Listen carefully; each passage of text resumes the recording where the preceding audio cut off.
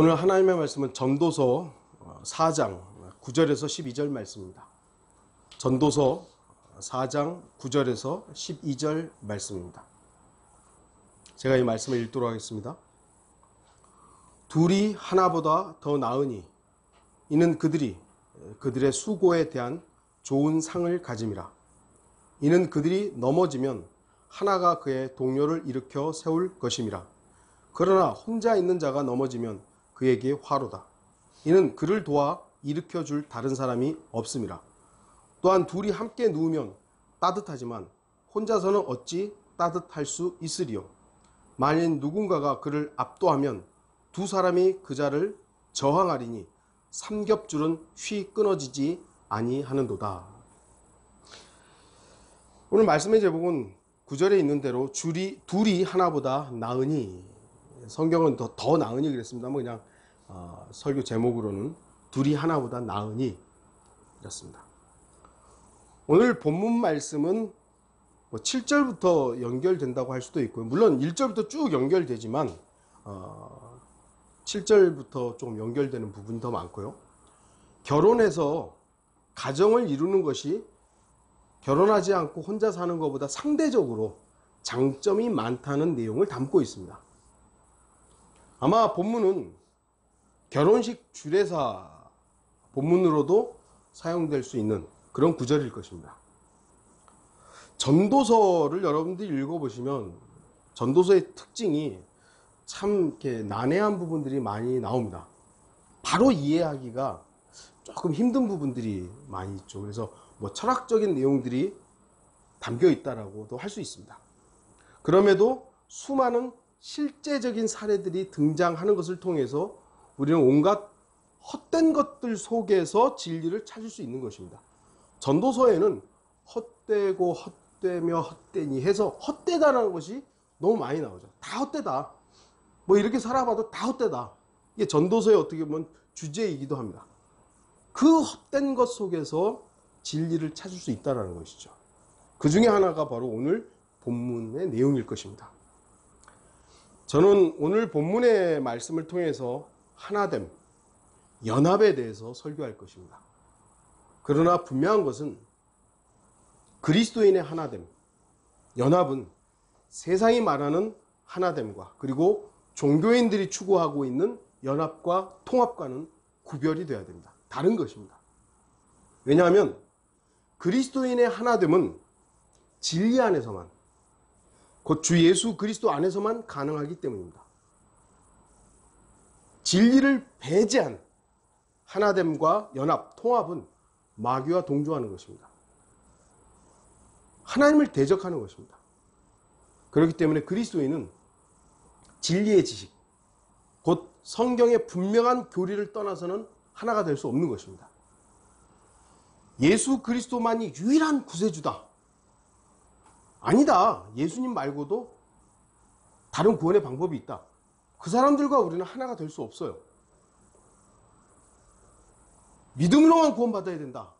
아니다. 믿음 말고 우리가 뭔가를 행해야지 구원받는다.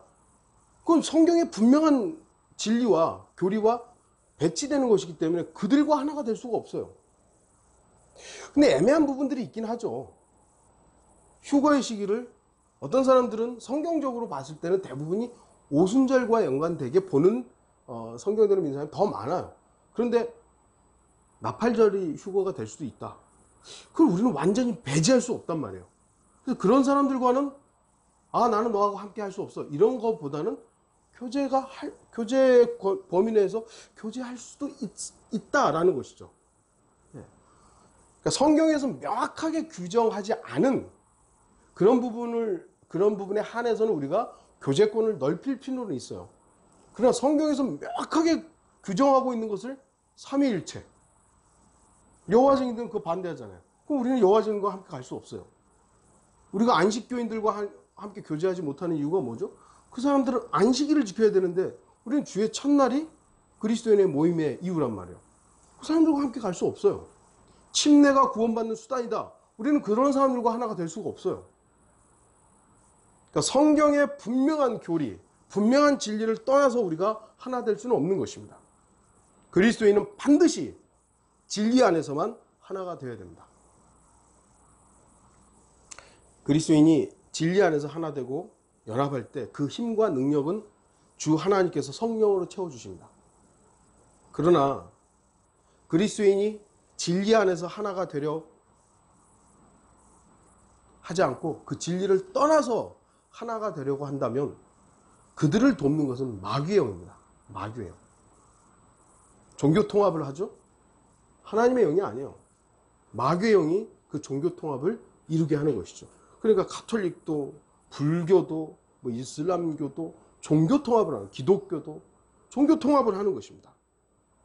오늘날 종교인들은 진리를 떠나서 종교 간의 하나됨과 연합과 통합을 부르짖습니다. 이러한 모습이 어디서부터 왔겠습니까? 주님으로부터 시작된 것이 아니라 마귀로부터 비롯된 것입니다. 그래서 그리스도인들은 그런 종교 통합이라든지 이런 부분에 함께 하지를 않는 것입니다. 또한 한 가지 주목할 것은 그리스도인들이 한 성령에 의해서 한 생각과 한 마음과 한 믿음을 가지고 있는데 어떻게 다른 그리스도인들과 하나가 되지 않을 수 있겠습니까? 아니, 구원받은 사람은 성령이 있는 거잖아요. 그 성령이 구원받은 사람 안에 다 있는데 어떻게 구원받은 그 사람이 다른 그리스도인과 하나가 되지 못하는 것인가? 그것도 문제인 것이죠. 성령의 주관을 받는다면 그리스도인이 한 성령 안에서 하나가 되지 않는 것이 비정상적인 겁니다. 구원받고 성령으로 인도하심을 받는데 저 그리스도인하고 내가 하나가 되지 못하는 거예요. 그럼 뭐가 문제가 있는 것이죠? 정상적인 그리스도인이라면 아무리 육신적으로 싸우고 다투고 저 사람이 나의 성격이 안 맞고 이게 기분이 안 맞는다 할지라도 단절할 수 없는 것입니다. 왜냐하면 그 안에 있는 영이 같기 때문에. 성령으로 하나가 될 수 있는 것이죠. 그런데 왜 하나가 되지 못하겠습니까? 그리스도인들이 한 영 안에서 하나가 되지 못하는 분명한 이유가 있습니다. 그건 누군가가 성령의 인도를 안 받는 거예요.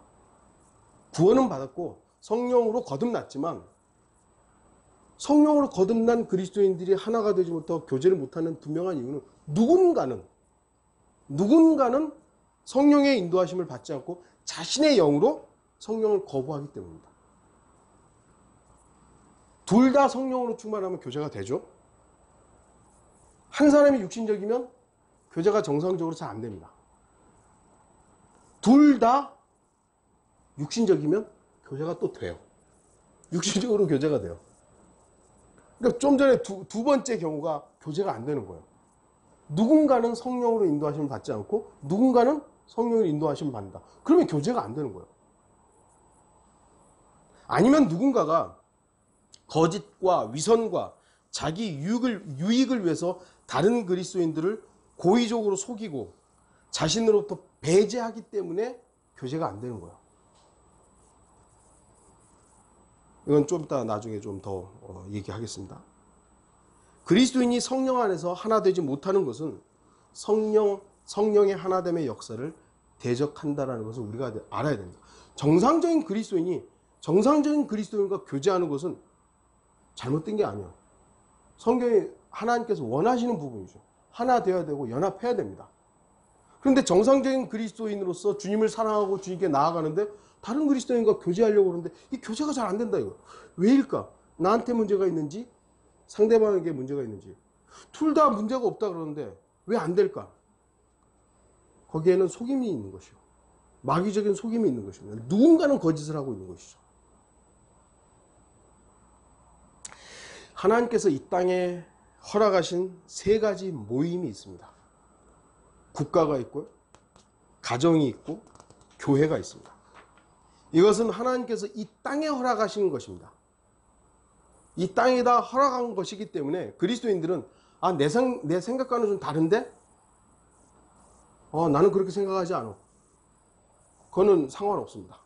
하나님의 뜻을 우리는 존중하고 하나님의 뜻을 우리는 그 뜻에 순종해야 되는 것이죠.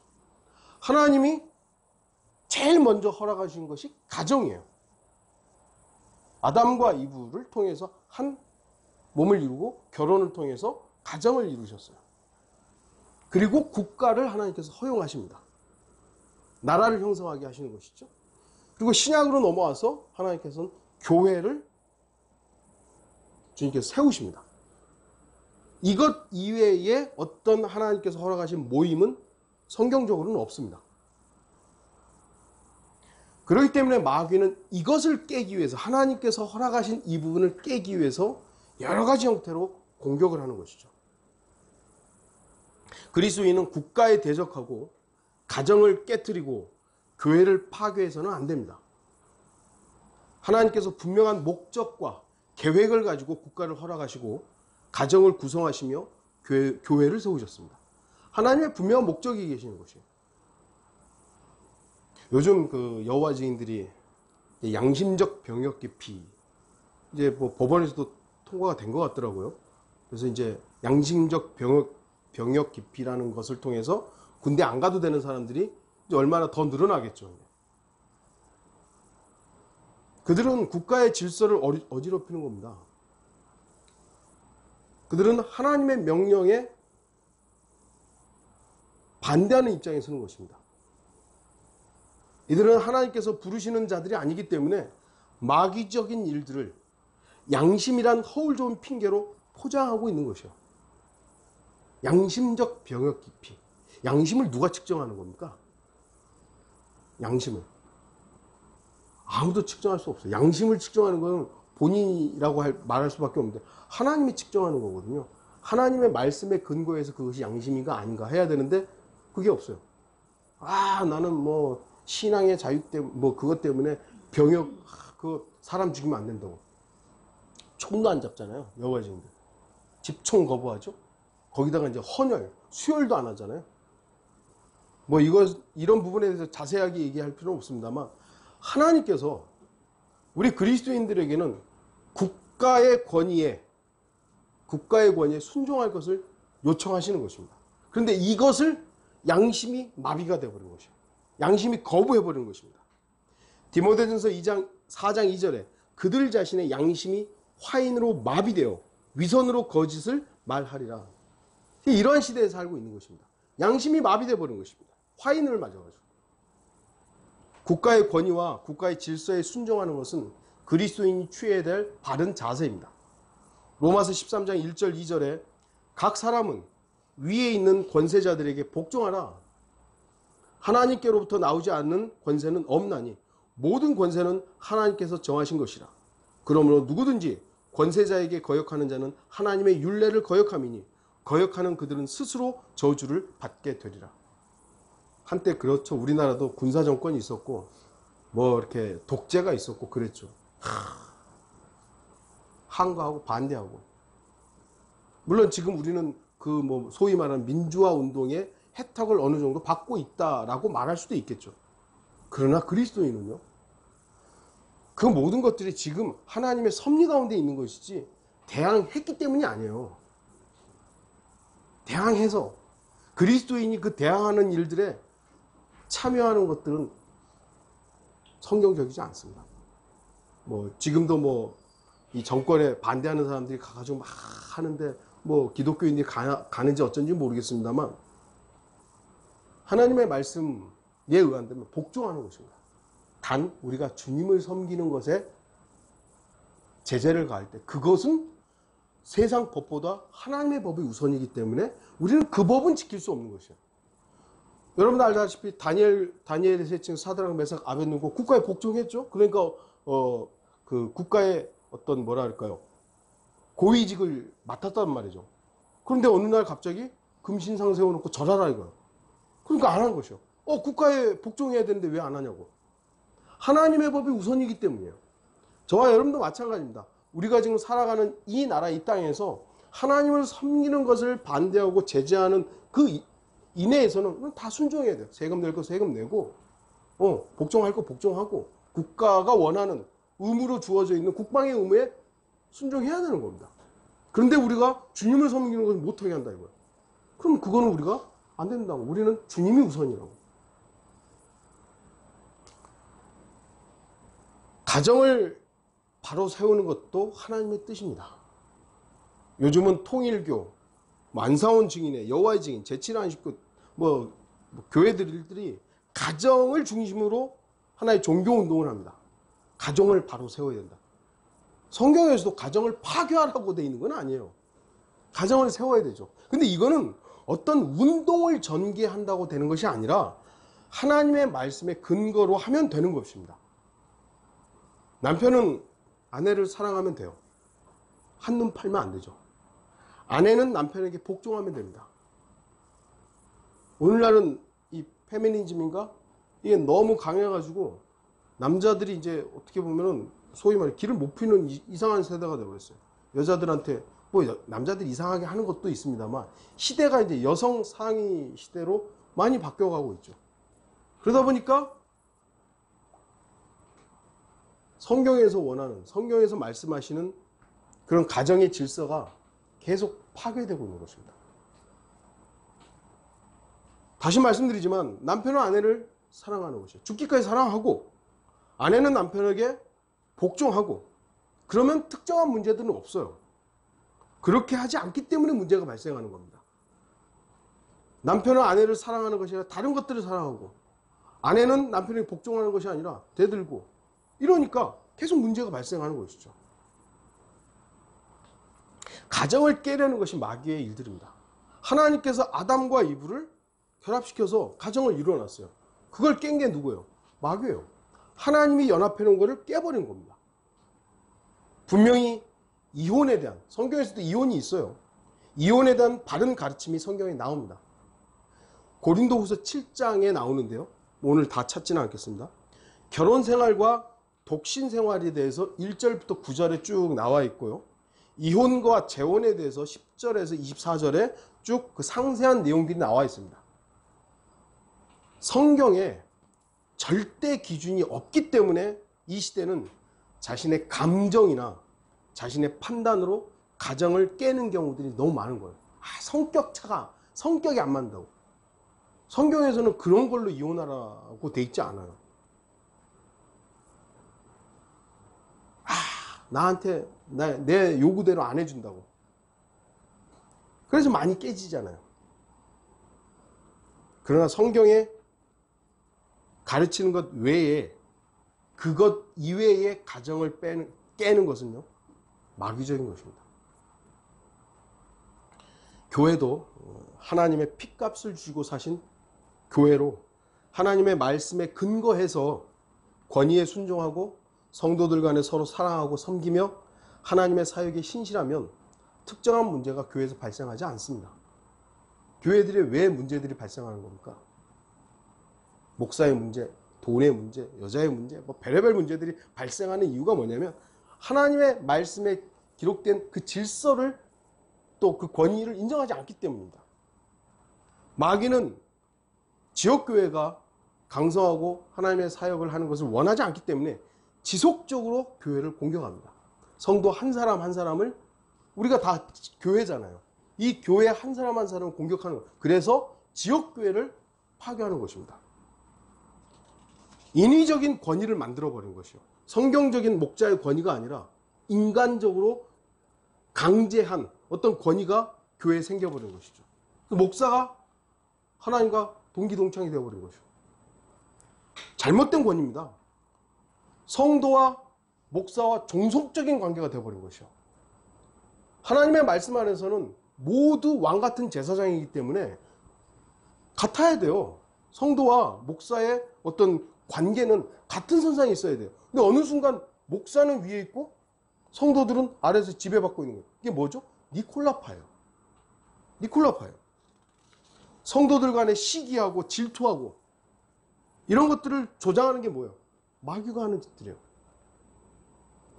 조금 더 많이 가졌다, 조금 못 가졌다 이런 것들로 서로 비교하게 되고 누구는 목사를 더 좋아한다, 누구는 목사한테 미움받는 이런 것들을 계속 조장하는 것들. 주의하십시오. 우리가 주의해야 됩니다. 주님께서 더 이상 교회로 인정하지 않는 지역교회는 이 땅에 있어서는 안 됩니다. 여러분 가운데 카톨릭에 갈 사람은 없잖아요. 왜 카톨릭에 안 가죠? 그건 교회가 아니기 때문이에요. 말로는 카톨릭 교회라고 뭐 명칭이 부를지 모르지만, 호칭을 부를지 모르지만, 그건 더 이상 교회가 아니기 때문에 아무리 웅장하고 아무리 거룩해 보여도 성경을 믿는 사람들은 카톨릭 교회 안 가요. 구경하려는 갈 수 있겠지만 참여하지 않아요.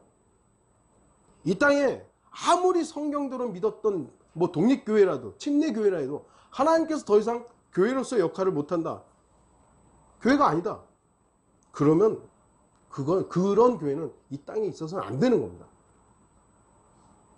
물론 그 지역교회를 우리가 인위적인 방법으로 망가뜨리고 해체하는 것은 주님의 방법이 아니죠. 또 인간적인 방법으로 가가지고 또 이게 여긴 교회 아니니까 당장 문 닫으라고 뭐 이렇게 하는 것도 아니죠. 하지만 이미 지역교회가 그건 교회 아니라고, 저 사람 목사 아니라고 그렇게 규정하면서도 그 지역교회에 출석하고 그 목자를 따르는 것은요, 오히려 주님을 대적하는 겁니다. 주님이 아니라 그랬는데 주님께서 저 교회 아니라고, 저 목사 아니라고 했는데 가는 거예요. 왜 가죠? 도대체 왜 가는 거예요? 그 목사 설교 왜 듣는 거예요 도대체? 그럼 마귀의 일을 돕는 것임을 명심해야 됩니다. 그리스도인은 교회가 아닌 곳에 가서는 안 됩니다. 저와 여러분들이 이 장소상 또는 뭐 규모상 이렇게 협소한데도 불구하고 여기에 모이는 이유가 뭐예요? 주님께서 우리에게, 저와 여러분에게 허락한 교회라고, 지역교회라고 인정하기 때문에 모이는 거예요. 그런데 아무리 거대하고 아무리 수만 명이 모인데 우리가 왜 안 가는 거예요? 교회 아니기 때문이에요. 그리스도인은 성경이 말씀하는 대로 움직이면 됩니다. 디모데전서 6장 3절에서 5절 보시면, 만일 누군가가 다르게 가르치며 건전한 말씀, 곧 우리 주 예수 그리스도의 말씀과 경건에 따른 교리에 일치하지 아니하면, 다시 한번 정리를 하면 어떤 사람이 다르게 가르치는 거예요. 믿음으로만 구원받는다고 했는데 그 구원을 확인하는 방법에서 이상한 것들을 얘기하는 거예요. 그러면 다르게 가르치는 거예요. 건전한 하나님의 말씀이 아닌 거예요. 그럼 우리는 그것에 일치하지 아니하면 그는 교만해서 아무것도 아는 것이 없고 다만 질문과 언쟁만을 좋아하는 자니 거기서 시기와 다툼과 악담과 사악한 의심이 생겨나며 마음이 부패하고 진리를 상실하며 이익이 경건이라 생각하는 사람들 사이에 무익한 논쟁이 일어나느니라. 그런 데서 내 자신은 빠져나오라. 어떤 교회가 이런 문제가 생긴 거예요. 다르게 가르치고 목자라는 자가 엉뚱한 것들을 하는 것이요, 마음이 부패해서 거짓을 말하고 거짓된 행동들을 하는 거예요. 성경은 거기서 그 사람을 변화시키고 그 교회를 변화시켜라 그러지 않아요. 빠져나오라고. 빠져나오라고. 이상하죠? 하나님은 이 세상을 구원하실 거잖아요. 이 세상을. 그런데 하나님은 분명히 이 세상을 구원하기 위해서 오셨어요. 그래서 이 세상의 이 죄인들을 구원하시기 위해서 자신의 몸을 십자가에서 죽여서 피로 흘리셨어요. 그러면 세상을 변화시켜야 될 거 아니에요. 가셨어요. 그냥 가셨어요. 세상을 변화시키기 위해서는 이제 마지막 재림이 있을 뿐이에요. 마찬가지입니다. 이 세상에 부조리하고 교회가 이상해지고 목자가 이상해지고 그런 거 우리가 너무 많이 보는 거예요. 그런데 하나님은 우리 보고 그 교회를 변화시켜라, 그 목자를 변화시켜, 그러자 빠져나오라는 거예요. 그런데도 거기에 들이밀고 들어가가지고 그래도 뭐, 그건 하나님을 대적하는 거예요. 하지만 그 지역교회가 주님의 몸인 교회라면, 정말 그 교회가 하나님의 몸인 교회라면 지역교회를 파괴하고 지역교회를 성장하지 못하게 하는 것은 마귀의 일입니다. 정말 그 목자가 하나님의 신실한 목자라면 여러분들은 목자로서 그냥 존경하시면 돼요. 그리고 성도들이 정말 주를 사랑하는 성도들이라면 여러분들은 존중하셔야 돼요. 어떤 일을 하든 어떤 상황이든 저 사람은 나보다 뭐 생활 형편 이런 걸 하는 게 아니에요. 주님이 저 사람을 사랑하는 거야. 악의적인 공격과 거짓이 가득한 이때에 그리스도인의 가정은 지켜져야 됩니다. 하나가 되어야 됩니다. 주님의 핏값으로 사신 교회는 일치해야 됩니다. 이제 좀 9절을 보겠습니다. 본문을 좀 보겠습니다. 9절. 둘이 하나보다 더 나으니 이는 그들이 그들의 수고에 대한 좋은 상을 가짐이라. 우리는 어떤 특정한 개인들이 하나님의 사역에 쓰임받는 것을 많이 봤습니다. 특정한 개인들을 하나님 사용하셨죠. 그러나 혼자 사역하는 것보다 둘 이상이 사역할 때 더 많은 열매를 맺는 것도 보았습니다. 하나님의 사역은 하나님의 사람을 통해서 이루어지죠. 물론 특정한 사람들을 사용하는 경우들도 분명히 있습니다. 여러분들 12사도, 특정한 사람들을 하나님이 예수 그리스도에 선택하셨잖아요. 사도 바울, 그 이후에 많은 사도들이 있었죠. 하나님께서 특정한 사람들을 사용하는 경우들이 있어요. 그러면 특정한 사람만 하나님의 사역을 했냐? 아닙니다. 아닙니다. 이름도 없고 알려지지도 않은 수많은 그리스도인들이 하나님의 사역을 한 것이에요.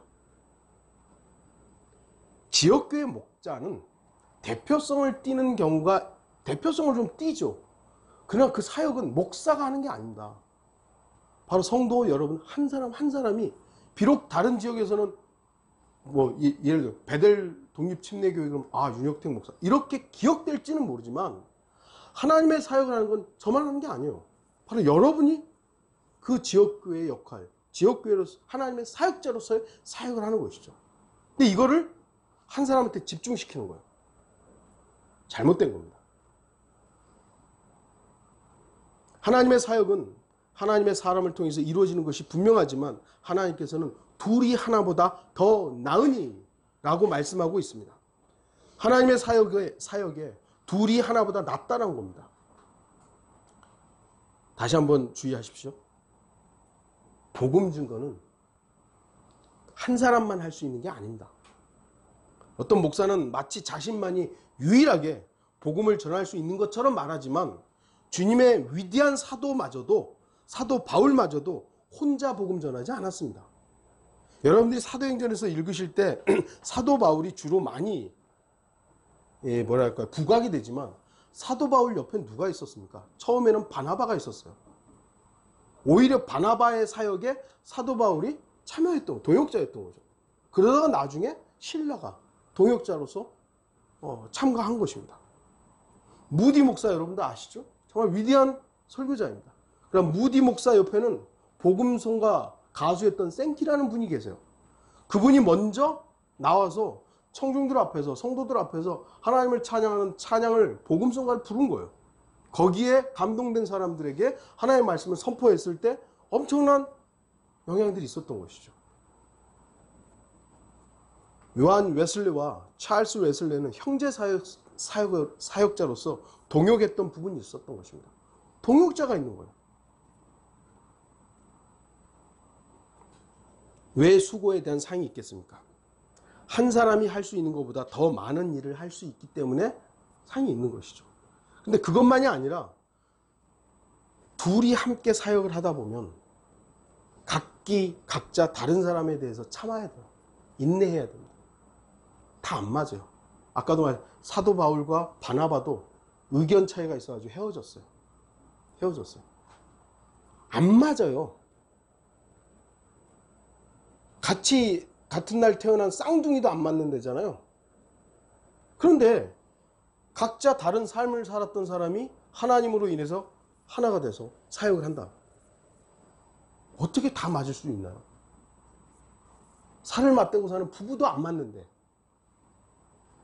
그래서 각자가 다른 사람에 대해서 인내해야 되는, 감내해야 될 부분이 있습니다. 그러한 부분에 대해서 주님은 보상하시는 것입니다. 그들의 수고에 대한 좋은 상을 가졌다고. 무슨 수고가 있겠어요? 함께 일했다. 물론 그걸로 인해서 갑절의 어떤 대가가 있겠지만 서로 일하면서 감내한 부분들이 생기는 거예요. 남편이 아내로 인해서 감수해야 할 부분이 있죠. 아내가 남편으로 인해서 감내해야 될 희생에 대해서 주님께서는 보상하실 것입니다. 여러분 곁에는 누가 하나님의 사역의 동반자 역할을 하고 있습니까? 숫자는 많지 않지만 여러분이 저로 인해서 감수해야 될 부분이 있을 것입니다. 윤영택 목사 뭐 어쩌 저의 부족한 부분들을 여러분이 감수해야 될 부분이 있어요. 또한 여러분에 대해서 제가 감내해야 될 부분이 있어요. 이러한 부분에 대해서 주님께서는 보상하시는 것이에요. 분명한 사실은 둘이 하나보다 낫다는 것입니다. 성경이 그렇고요. 너 혼자?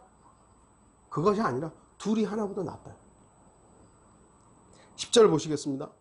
이는 그들이 넘어지면 하나가 그의 동료를 일으켜 세울 것임이라. 그러나 혼자 있는 자가 넘어지면 그에게 화로다. 이는 그를 도와 일으켜 줄 다른 사람이 없음이라. 혼자 다녀도 뭐 넘어지면 일어설 수 있죠. 혼자 다니다가 넘어져서 일어설 수 있죠. 그러나 심각하게 넘어지거나 사고를 당하면 누군가의 도움 없이는 일어서기가 어렵습니다. 여러분 누가 보면 탕자가 아니라 강도 만난 사람이 있었죠. 심각하게 피해를 입고 넘어지고 아무도 도와줄 수 없는 것이요. 사마리아 사람이 그거 도와주는 것이죠. 도와줄 사람이 있는 것입니다.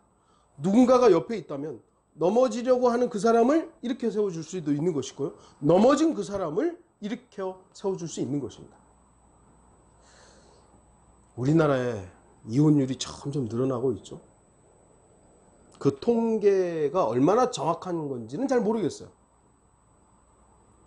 그러나 확실히 이혼은 이 시대의 부정적인 흐름, 많은 사람들이 이혼하고 있습니다.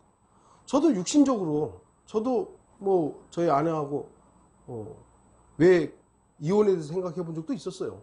안 맞을 때가 있으니까. 이 시대가 그렇게 계속 조장되고 있는 것이죠. 가정이 파괴되고 아이들은 어떤 의미에서 버려지고 넘어진 사람을 일으켜 세우는 것이 아니라 더 넘어지도록 부추기고 있는 것이죠. 이혼해도 괜찮다고. 왜 저 어렸을 때 우리 좀 나이 드신 분들만 해도 이혼하면 절대로 안 되는 거였잖아요. 근데 이제는 성격 괜찮아 이혼해도 돼. 이런 식으로 시대가 바뀌어버린 거예요.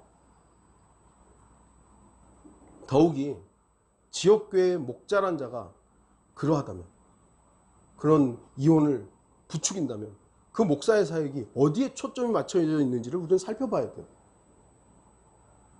넘어졌을 때 손을 내밀어 붙잡아주고 일으켜 세워주는 것이 부부이며 동료이며 그리스도인입니다. 옆에 있는 그리스도인은 내가 넘어졌을 때 손을 내밀 수 있는 사람입니다. 또한 나 자신도 다른 그리스도인이 넘어졌을 때 손을 내밀 수 있는 그리스도인이어야 합니다. 둘이 하나보다 나은 이유가 바로 그것이죠. 구원받지 못한 남편, 구원받지 못한 아내, 그들이 영적으로는 분명히 마귀의 자녀들임에도 마귀 자녀들이라는 게 틀림없죠. 구원 안 받았으면 하나님의 자녀와 마귀의 자녀 중간은 아니에요. 구원 안 받았으면 분명히 마귀의 자녀죠.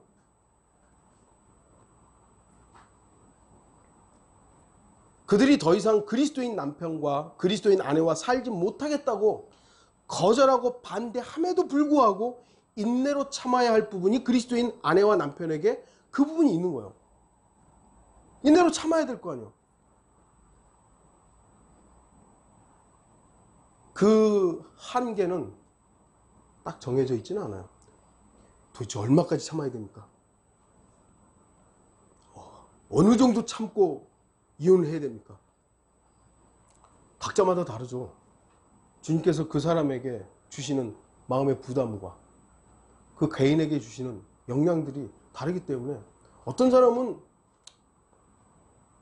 구원받지 못한 사람이 난 너 살기 싫어. 그만 헤어져. 예. 그래요. 헤어져요.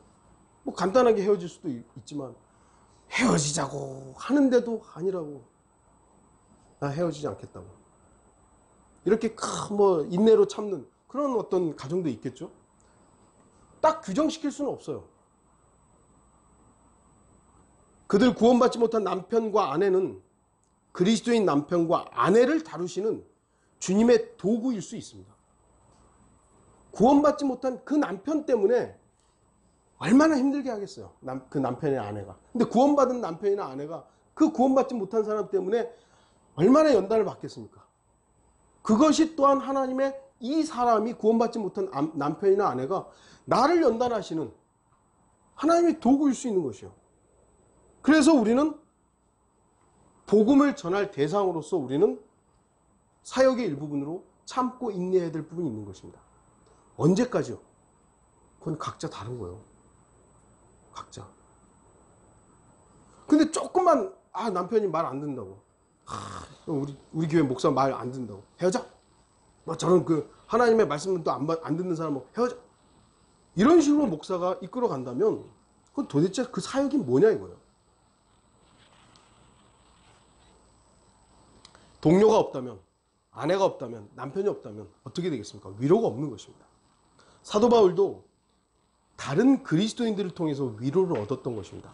여러분 고린도후서 7장 6절을 보시면 그러나 낙심한 자들을 위로하시는 하나님께서 낙심한 자들을 위로하시는 하나님, 그러니까 위로의 근본은 하나님이세요.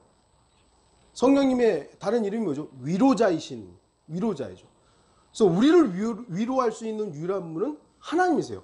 위로하신 하나님께서 디도를 오게 하심으로 우리를 위로하셨으며, 디도라는 사람은 하나님의 위로의 도구인 겁니다. 도구예요. 제가 주님으로부터 위로를 받았지만 여러분이 저의 위로의 도구셨던 거예요. 어쩌면 또 여러분이 하나님으로부터 위로를 받으셨지만 제가 여러분의 하나님의 위로의 도구일 수 있는 것이죠. 그래서 서로 우리는 하나님의 도구로서 위로를 할 수 있는 것입니다. 넘어지면 세워주는 것이죠. 형제님, 지금은 힘들지만 우리가 주님을 바라보자고. 자매님, 모든 환경이 안 좋지만 주님 곧 오신다고. 주님 곧 오시면 모든 거 끝난다고. 우리가 할 수 있는 위로는 바로 주님께로 우리가 서로 세워줘야 하는 것이죠. 11절 보겠습니다. 또한 둘이 함께 누우면 따뜻하지만 혼자서는 어찌 따뜻할 수 있으리요. 부부가 한 이불을 덮고 잘 때 따뜻함을 얻는 거. 요즘엔 너무 더워가지고 이불도 안 덮지만은 정상적인 거는 한 이불을 덮고 잘 때 따뜻합니다. 혼자서 어떻게 따뜻할 수 있겠습니까? 사랑하기 때문에 함께하는 것이고 함께 눕는 것입니다. 그러므로 인해 따스함과 안식을 얻게 됩니다. 여러분 주님 사랑하십니까? 사랑하세요? 얼만큼 사랑하세요? 그러니까 착각하지 말아야 될 부분이 있어요. 다시 설명하겠습니다만, 어떤 그리스도인이 다른 그리스도인 집을 이제 방문을 했어요. 그 집에 글이 하나 딱 적혀 있는 것이 뭐라고 적혀 있냐면, 당신은 당신이 가장 사랑하지 않는 사람만큼만 예수님을 사랑합니다. 그러니까 뭐냐면 당신이 가장 미워하는 만큼 예수님을 사랑한다고. 이게 사실 의미가 있는 말입니다. 요한일서 4장 20절에 이와 비슷한 말씀이 있죠. 어떤 사람이 나는 하나님을 사랑하노라 하면서 자기 형제를 미워하면 그는 거짓말쟁이라. 눈으로 본 형제를 사랑하지 않는 자가 본 적이 없는 하나님을 어떻게 사랑할 수 있겠느냐. 자기 형제를 미워하면 거짓말쟁이에요. 거짓말쟁이. 근데 그 자기 형제를 미워하는 방법이 뭐냐면 거짓 증거 때문인 거죠. 거짓 증거. 그러니까 여러분 겉으로는 사랑한다고 하는데 저쪽에 가서 그 그리스도인에 대해서 거짓 증거를 하고 있다면 미워하고 있는 거예요. 미워하고 있는 거예요. 밥도 사주고 좋은 옷도 사주고 그런다 이거예요. 그런데 저쪽 다른 데 가서 그 다른 그리스도인에 대해서 거짓 증거하고 있다. 거짓말하고 미워하는 거예요. 그러면 그 사람은 하나님을 사랑하지 않는 거예요. 말로는 하나님 사랑한다고, 하나님 더 사랑하라고 막 그러는데 다른 형제를 미워하는 거예요. 거짓말하고 있는 거예요. 성경이 분명히 말하죠. 하나님을 사랑한다 하면서 다른 형제자매들에 대해서 거짓말하고 있어요. 그건 하나님 사랑하는 게 아니라는 겁니다. 우리는 때때로 자신의 엄청난 잘못은 그냥 지나쳐요. 그런 짓거리는 문제가 아니라고 지나쳐. 다른 사람들을 비판하는 겁니다. 저 형제 보라고. 저 자매들아, 우리가 만일 예수님을 자신이 비판하는 사람만큼만 사랑한다면 우리는 주님을 사랑하지 않는 것이죠. 요한일서 4장 10절을 보면 사랑이라는 건 아는 것이 중요한 것이 아니라 하나님을 사랑한 우리의 어떤 사랑, 그것이 중요한 것인가? 이것에 대해서 우리가 아까 전에 좀 얘기했던 부분인데요. 여러분, 제가 얼마나 주님을 사랑하는가 물어봤잖아요. 많이 사랑하시죠. 근데 그게 중요한 게 아니에요, 사실은. 여기 보시면 여기에 사랑이 있으니 우리가 하나님을 사랑한 것이 아니요, 그분이 우리를 사랑하시고 그의 아들을 우리 죄들을 위하여 화목제물로 보내신 것이라. 나의 죄를 위해 희생하신 예수님의 죽음을 통해 보여주신 하나님의 깊은 사랑이 바로 그 본보기죠. 사랑이라는 것은 죽음이에요. 그런데 인간의 사랑이라는 것은 한정적이에요. 근데 예수 그리스도 하나님의 사랑은 무한하시단 말이에요. 그걸 보여주셨어요. 사랑이라는 건 이런 거다라고 보여주셨어요. 다시 한번 좀 정리를 하면, 내가 얼마나 주님을 사랑하는가, 이게 중요한 게 아닙니다. 주님이 나를 얼마나 사랑하는가, 이게 중요한 거예요. 여러분의 우리가 교제할 때, 나 주님 이렇게 사랑합니다. 나는 주님을 사랑해서 예배도 한 번도 안 빠졌고요. 내가 헌금을 얼마나 했고요. 내가 봉사는 얼마나 했는데, 나 정말 주님 사랑. 이거 중요한 거 아니에요. 나라는 죄인을 주님이 얼마나 사랑하셨는가. 이게 우리 교제 가운데 이루어져요. 정말 나는 이런 존재인데 주님이 나를 사랑하셨다. 난 여기서 말할 수 있는, 설교할 수 있는 그런 존재도 아닌데 주님이 나를 사랑하셨다.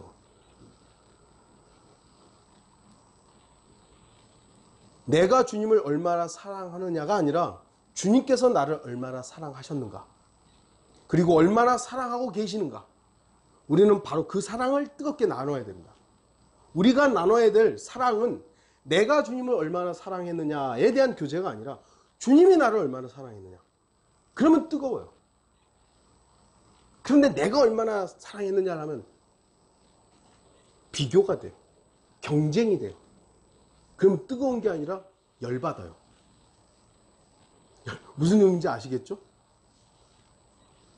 내가 주님을 사랑한 것, 내가 얼마나 주님을 위해 어떤 일을 했는가, 나의 사랑이 얼마나 뜨거운가가 아니라 나를 사랑하신 주 예수 그리스도의 사랑을 나눠야 되는 겁니다.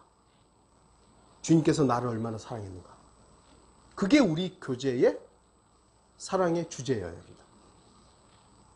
우리가 주 예수 그리스도의 사랑을 나누게 되면 따뜻함을 가지게 됩니다. 근데 반대로 내가 주님을 얼마나 사랑했는가를 막 얘기하는 거예요. 간증이랍시고 한답시고 내가 주님을 이렇게 사랑했고 이렇게 섬겼고 이렇게 했다고 막 하는 거예요. 예수 그리스도의 사랑을 대체하고 있는 것이죠. 그러면요, 인간의 사랑이라는 것은, 야, 저 사람 정말 주님 이렇게 사랑했구나, 야, 정말 대단하다, 이렇게 말은 할 수 있지만요, 그건 어느 순간 차가움으로 바뀌어버립니다. 왜냐하면 인간의 사랑은 수시로 자기 이익을 위해서 바뀌기 때문입니다. 우리가 한때 주님 안에서 교제했다고 하는 사람들이 있잖아요. 근데 지금 어떻죠? 왜 우리 교제가 완전히 차갑게 식어버렸죠? 전화 한 통도 안 오죠? 그것은 주님의 사랑을 나눈 것이 아니라 내가 주님을 얼마나 사랑했는가를 나눴기 때문이에요.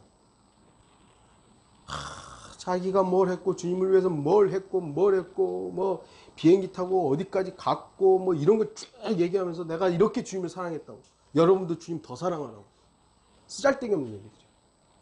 그거 아니에요. 그러다 보니까 자기보다 주님을 덜 사랑하는 것처럼 보이는 그 사람에 대해서 어떻게 정죄해버리는 거예요. 정죄해버리는 거예요. 의견이 달라진다고, 생각이 달라진다고 해서 180도 달라져 버리는 거죠. 하나의 방법이 아니에요. 내가 주님을 얼마나 사랑했는가가 아니라 주님이 나를 얼마나 사랑했는가. 그러면요, 주님의 그 따사로움은 우리를 다 따뜻하게 하는 것입니다. 주님을 변함없이 사랑하고 있는 것처럼 말하는 자들을 주의하십시오. 우리는요, 주님을 변함없이 사랑하지를 못해요. 안 그렇습니까? 변함없이 사랑하고 싶은데 그게 잘 안 돼요. 그러니까 무릎 꿇는 거예요. 주님, 내가 정말 주님만 사랑하고 싶은데 자꾸 딴 게 보이네요. 그래서 자꾸 애통하는 마음으로 상한 심령으로 주님 앞에 나아가는 거예요. 주님만 우리를 변함없이 사랑합니다. 주님만이 우리를 진정으로 사랑하십니다. 그래서 우리가 자랑하고 교제할 것은 주님의 사랑밖에 없는 겁니다. 그래서 그리스도인이 주님의 사랑으로 함께하면 따스함과 풍성함이 넘치게 되는 것입니다. 그리스도인의 교제는 분명히 주님으로 인해 풍성할 수 있습니다. 그리스도인들이 그리스도인과 함께 나누고 교제할 때 마음의 풍성함과 따스함을 가질 수 있는 것입니다. 왜죠? 나를 드러내는 것이 아니라 나를 사랑하신 그분을 말하기 때문입니다. 12절은 그냥 간단히 읽겠습니다.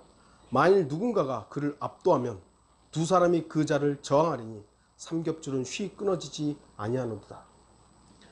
혼자 싸우는 것보다 둘이 싸우는 게 낫죠. 세상에서도 그런 말들이 있죠. 수가 많은 편이 안전하다. 네. 세상에서도 숫자가, 그래서 사람 숫자를 막 늘리려고 하는 거 아니겠어요? 중국이 강대국이 된 이유 중에 여러 가지 이유가 있겠지만 인구가 뭐 13억 이상이잖아요. 네. 안전하다라고 생각하는 것입니다. 결론을 이제 좀 맺겠습니다. 성경은 분명히 둘이 하나보다 더 나으니 라고 말씀합니다. 세상 사람들도 사람 숫자가 많은 것이 좋다 압니다.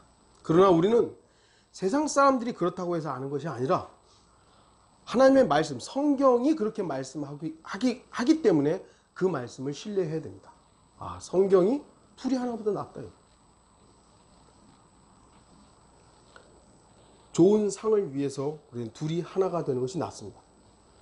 하나님의 사역을 여러분 혼자서 감당하려고 하지 마시고 함께 기도하고 함께 하는 것이, 목사 혼자 하는 것이 아니라 바로 여러분들이 함께 동참하는 것이고, 여러분이 또 사역을 할 때 제가 도울 수 있는 부분들을 함께 해야 되는 것이죠. 이 교회의 형성도 마찬가지고, 아까도 말씀드렸듯이 우리는 서로에 대해서 인내해야 될 부분이 있어요. 서로 다 마음에 들지는 않은 부분이, 뭐 다 마음에 드나요? 그런 건 아니잖아요. 그 인내함으로 해서, 감내하고 감수함으로 인해서 서로에게 주님께서는 보상하시는 것입니다. 넘어지면 일으켜 세울 사람이 있기 때문에 둘이 하나보다 나은 것입니다. 우리는 연약합니다. 항상 연약해요. 언제나 육신적입니다. 넘어져요. 믿음으로 살고 싶고 십자가를 향해 가고 싶은데 좌절해요. 넘어져요. 그러면 나 혼자 물론 믿음이라는 것은 개인적인 것이지만 옆에서 손을 잡아주고 다듬고 위로하고 격려할 수 있는 것은 저와 여러분이에요. 함께하면 따뜻하고 풍성하기 때문에 둘이 하나보다 나았습니다. 우리가 간증을 하는 이유가 무엇입니까? 우리의 마음에 감동을 필요로 하기 때문이에요. 그런데 그 마음으로 함께하는 교제가 나를 자랑하고 내가 이렇게 했습니다. 내가 이렇게, 그건 따뜻한 게 아니에요. 열받는 겁니다. 그러나 우리가 주 예수 그리스도를 자랑하고 주 예수 그리스도 안에서 하나가 되면 따스함과 안전과 보장이 함께하는 것입니다. 둘이 하나보다 낫습니다. 저항하여 함께 싸울 수 있기 때문에 둘이 하나보다 낫습니다. 우리는 나 혼자가 아닙니다. 우리는 이미 내 안에 전능하신 주 하나님을 모시고 있습니다. 전능하신 하나님께서 우리를 혼자 내버려 두지 않습니다. 그럼에도 우리 곁에는 다른 그리스도인이 있습니다. 물론 우리는 둘이 하나보다 낫기 때문에 사람 숫자를 채우기 위해서 사역을 하지는 않을 것입니다. 이 교회가 이제 시작한 지 2달 반 정도 됐어요. 그렇다고 해서 이 교회도 커져야 되니까 어떻게든 사람 모으자고. 저는 그렇게 하지 않습니다. 둘이 하나보다 낫고 뭐 둘보다 열이 낫고 열보다 백이 낫고 백보다 많이 나으니까 우리 이제 사람 모으자고. 그것이 우리 교회의, 저와 여러분의 사역의 목적은 아닙니다. 진리 안에서, 그리스도 안에서, 한 영 안에서 하나가 되고 한 믿음 안에서 형성하며 같은 생각을 이루는 것, 우리는 그것을 추구하는 것입니다. 진리 안에서 하나가 되는 것. 그러나 마귀는 이런 부분들을 지속적으로 깰 것입니다. 시기할 것입니다. 저와 여러분들을 나눌 것이고 가정을 이간질시킬 것이고 국가의 어떤 것들을 대항하도록 자꾸 부추길 것입니다. 저와 여러분들은 내 생각과 내 판단이 아닌 하나님의 말씀에 근거해서 결정해야 됩니다. 그리스도 안에서, 진리 안에서 베델 독립 침례교회가 하나가 되기를 바랍니다. 그러면 마귀가 승리하지 못할 것입니다. 삼위일체 하나님께서 한 분 하나님이시잖아요. 각각 위격이 달라요. 그럼에도 한 하나님으로서 완전한 존재로서 증거하시는 거예요. 우리는 각자 한 사람 한 사람의 믿음이 있습니다. 이것을 서로 지배하거나 서로 통제해서는 안 됩니다. 그러나 우리는 믿음 안에서 하나가 되어야 됩니다. 하나가 되어야 돼요. 이것이 성경이 말하는 둘이 하나보다 낫다라는 것임을 우리가 다시 한번 아는 시간이 되기를 바라는 것입니다.